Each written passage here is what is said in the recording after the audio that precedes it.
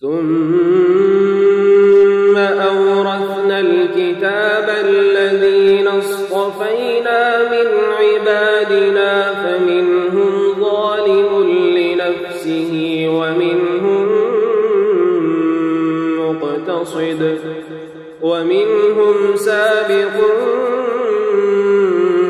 بالخيرات بإذن الله ذلك هو الفضل الكبير. جنات عدن يدخلونها يحلون فيها من أساور من ذهب ولؤلؤا ولباسهم فيها حرير. وقالوا الحمد لله الذي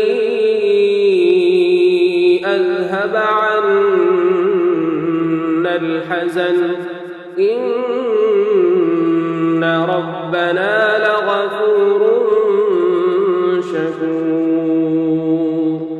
الذي أحلنا دار المقامة من فضله لا يمسنا فيها نصب ولا يمسنا